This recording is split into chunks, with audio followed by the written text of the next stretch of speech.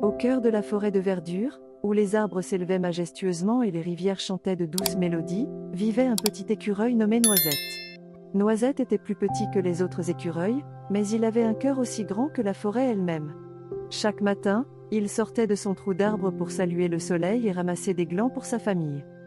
Un jour, alors que Noisette était occupé à collecter des glands, il entendit une annonce retentir à travers les arbres. C'était le vieux hibou sage, professeur Hulot, qui appelait tous les animaux au grand chêne pour une réunion importante. Noisette se précipita vers le grand chêne, où une foule d'animaux s'était rassemblée. Professeur Hulot s'éclaircit la gorge et annonça « Attention, créatures de la forêt de verdure. La grande course de la forêt aura lieu dans une semaine. Le gagnant recevra le gland d'or, la plus haute distinction de notre forêt. » Les animaux étaient en effervescence. Le gland d'or était un prix légendaire, censé porter chance à son possesseur. Les yeux de Noisette brillèrent. Il avait toujours rêvé de faire quelque chose d'extraordinaire, et c'était sa chance. Alors que les animaux commençaient à se préparer pour la course, Noisette s'approcha des autres concurrents. « Moi aussi, je vais participer à la course », déclara-t-il. Le renard, le cerf et le raton laveur éclatèrent de rire. « Toi, un petit écureuil? Tu ne gagneras jamais », se moqua le renard. « La course est longue et dangereuse. Tu es trop petit pour participer, ajouta le cerf. Les oreilles de Noisette s'affaissèrent, mais il refusa d'abandonner. « Je suis peut-être petit, mais je suis rapide et malin. Je vous le prouverai. » Déterminé à se prouver, Noisette commença à s'entraîner. Il courut à travers la forêt chaque jour, sautant par-dessus les troncs d'arbres et évitant les buissons. Il s'exerça à grimper aux arbres et à se tenir en équilibre sur des branches étroites. Un rouge-gorge amical nommé Rouget le encourageait en chantant « Tu peux le faire, Noisette. Continue. » Malgré ses efforts, Noisette se sentait encore incertain. Le parcours de la course était long, et il n'était jamais allé aussi loin de chez lui.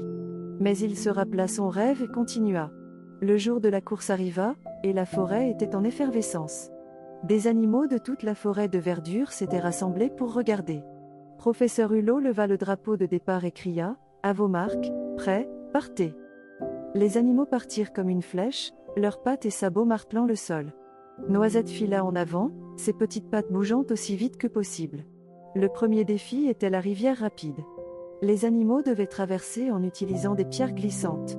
Le renard et le cerf sautèrent facilement, mais Noisette hésita.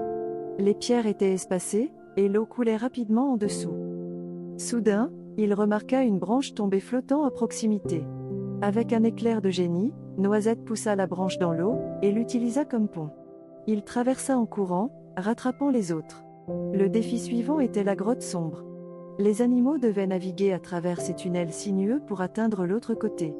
Le renard et le cerf hésitèrent, effrayés par l'obscurité, mais Noisette se souvint de son entraînement. Il prit une profonde inspiration et entra dans la grotte. Grâce à son odorat aiguisé et à la faible lumière des champignons luminescents, il trouva son chemin. Les autres le suivirent, mais Noisette était déjà en tête. La dernière ligne droite était une colline escarpée menant à la ligne d'arrivée. Les pattes de Noisette brûlaient, et sa respiration était courte, mais il continua à grimper. Le renard et le cerf étaient juste derrière lui, mais la détermination de Noisette le poussa en avant. Avec un dernier effort, Noisette atteignit le sommet et franchit la ligne d'arrivée. La foule explosa en applaudissements. Professeur Hulot remit à Noisette le gland d'or. « Tu es peut-être petit, Noisette, mais ton courage et ta ruse ont prouvé que la taille n'a pas d'importance.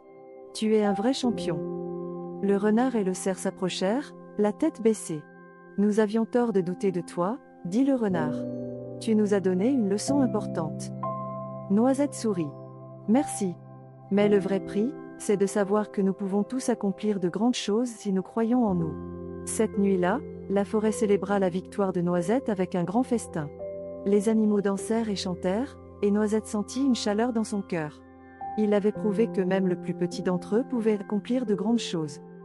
À partir de ce jour, Noisette fut connu comme le petit écureuil courageux, et son histoire inspira tous les animaux de la forêt de verdure à poursuivre leurs rêves, quels qu'ils soient.